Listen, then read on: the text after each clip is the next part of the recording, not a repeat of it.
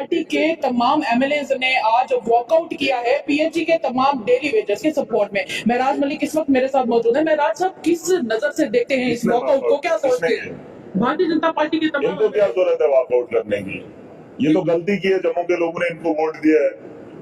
अभी पूछो ना इनको वॉकआउट क्या क्या करेंगे, ये किसकी बात कर रहे हैं? उनके साथ बात करने के लिए सरकार को बोल रहे हैं। इनको पूछो मोदी के साथ कितनी बार आपने बात करवाई। आप पूछो इनको 10 साल में कितना पिटवाया तुमने इनको। मैं तो इनको कह रहा हूँ वॉकआउट, इधर मत आओ, या हाउस के अंदर आपको आने की जरूरत नहीं है। आप चाहते हैं आए नहीं? नहीं, उनका क्या ही काम है। जब उनकी बात नहीं सुनी जाती है, हाउस के अंदर बैठने नहीं दिया जाता है, घसीट कर इनको बाहर निकाल दिया जाता है। इनको जब पता ही नहीं हमने बात क्या करनी है, आज मुद्दा मिल गया, इनके साथ इंसाफ करो। अरे भाई, अगर इंसाफ करना ही है, आप उनको पहले लाठियों से बचाओ। अगर इंसाफ सरकार, ठीक है, सरकार से इंसाफ मांगो, पहले उनको जो लाठियां पड़ रही है ना, उनसे बचाओ।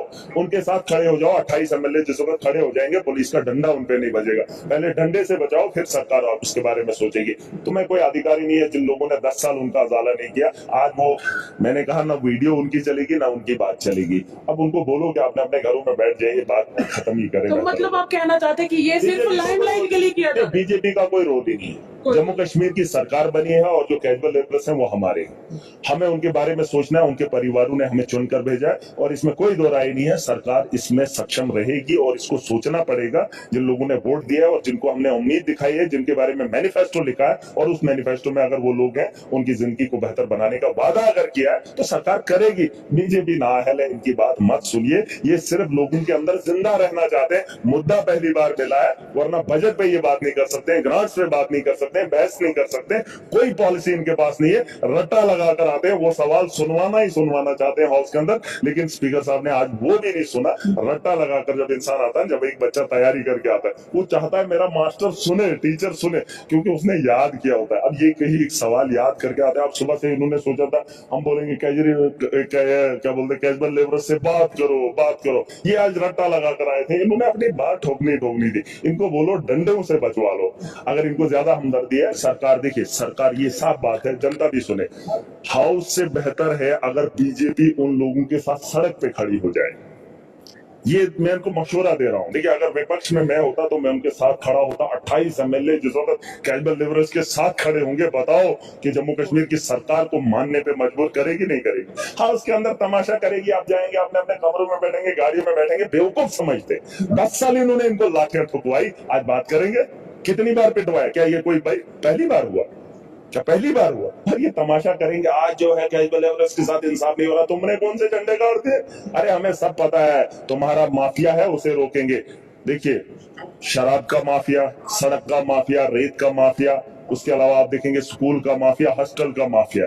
इन चीजों को जब हम रोकेंगे, उससे रेवेन्यू जनरेट होगा, उसी से हमारा जम्मू कश्मीर बेहतर होगा। हम भाजपा को भी रोकेंगे और इनके माफिया को भी रोकेंगे, और मुझे लगता है उसके बाद जम्मू कश्मीर भारतीय जनता पार्टी तो कह रही है कल हम प्रेस कॉन्फ्रेंस रखने वाले हैं, उसमें हम पीएचई के डेली वेजेस की बात करेंगे। क्या लगता है, बस लाइमलाइट के लिए? नहीं, ये सब जानते हैं। जम्मू कश्मीर का बच्चा अगर मेरे इलाके के लोगों ने मुझे वोट दिया है ना, मुझे वोट दिया है, तो आप सोचो क्या इतने सक्षम नहीं है जम्मू कश्मीर के लोग कि इनको समझ आए ये किस बुद्धि के लोग हैं? आपको क्या लगता है जो ये बोलेंगे तो लोग इनको तालियां बजाएंगे? नहीं, अब हर बच्चा जानता है जिस नौजवान की जिंदगी तुमने तबाह की, वही बच्चा तुमसे सवाल करेगा और सवाल उठेंगे। देखना, मैं नहीं उठाऊंगा। यही लोग पूछेंगे इनको कि भाई तुम प्रोटेस्ट क्यों कर रहे हो, तुम उनके साथ खड़े क्यों हो रहे हो, तुम्हारी वजह से तो वो लोग खज्जल हो रहे। शुक्र करो कि उनको 9,000 मिलता है। मैं तो कह रहा हूं शुक्र है 9,000 उनको मिलता है। पूछो भाजपा के दौर में एमए, एमफिल, पीएचडी करने के बाद मोदी के नेतृत्व में हमारे नौजवानों को क्या मिला? ये तो खुशकिस्मत है, अपनी लड़ाई लड़ेंगे। लेकिन वो नौजवान जो इस वक्त घर में पड़ा है, उसके लिए मोदी ने 10 साल क्या किया? भाजपा से ये सवाल पूछो ना, पूछो। ये वोट से याद आया आपको, अभी यहाँ का प्रेसिडेंट बना दिया गया है आम आदमी पार्टी की तरफ से, उसकी बहुत बहुत मुबारकबाद। लेकिन भारतीय जनता पार्टी की तरफ से एक प्रेस कॉन्फ्रेंस हाल ही में की गई थी और उनका कहना है कि स्पीकर साहब के द्वारा आपको एलिमिनेट कर दिया जाना चाहिए, क्योंकि आप वहां पर रुकस क्रिएट कर पड़ता है। एलिमिनेट हो, हाउस से बाहर हो, पार्टी से निकाल दो, मेरी मेंबरशिप चली जाए, कोई फर्क नहीं पड़ता। मुझे कोई फर्क, मैं इनकी तरह नहीं हूँ। इनको लगता है कि बस महाराज को ये हो जाएगा, फिर ये ना मुझे अपना कोई फिक्र है, ना मुझे अपनी इस पोस्ट की फिक्र है, और ना मुझे इसलिए नहीं आया हूं अपनी पोस्ट के लिए, मैं बन गया तो बस अब खाऊंगा। मैं आया हूं लोगों को जगाने के लिए और इनको इनकी औकात दिखाने के लिए। मैं इसलिए आया हूं। और 15 साल से जो मैं संघर्ष कर रहा हूं, आपको क्या लगता है ये काम मैं पहले भी कर सकता था? अरे मैं इसलिए नहीं, उनको लगता है एमएलए बनने का शौक है। अरे मेरे को शौक ही नहीं है, मैंने अभी तक कपड़े नहीं पहने हुआ एमएलए के जिसको तुम्हारा शौक है। अगर ऐसे तंबी कमीज आम आदमी पहनेगा ना, लोग उसको मजाक करेंगे, देख जैसे नेता बन रहा है, बेवकूफ है ही नहीं कुछ। मैं हूं लेकिन मैं पहनता नहीं हूँ, क्योंकि लोग मुझे शौक ही नहीं है इस चीज का। मुझे जो शौक है वो शौक पता कर लो कि मेरा शौक क्या है। यहाँ पर चीखना चिल्लाना, लोगों के अजाले की बात करना, और दिल से, इनकी तरह नहीं दिमाग से बस टीआरपी। मैंने बोला ना इनकी वीडियो चलेगी ना इनकी बात चलेगी। अच्छा, आप अभी बात कर रहे थे पीएचई के डेली वेजेस के लिए, तो क्या समय आने पर महराज मलिक बिल्कुल। उनको सपोर्ट करने के लिए खुद खड़े होंगे? ताकत से, पूरी ताकत से, और आप देखेंगे उस वक्त देखेंगे बीजेपी के काम करने का तरीका और हमारा अलग रहेगा, और सरकार से सवाल हम करेंगे, और सरकार के पास अगर जवाब नहीं होगा हम ताकत से उठेंगे। चलिए, शुक्रिया बात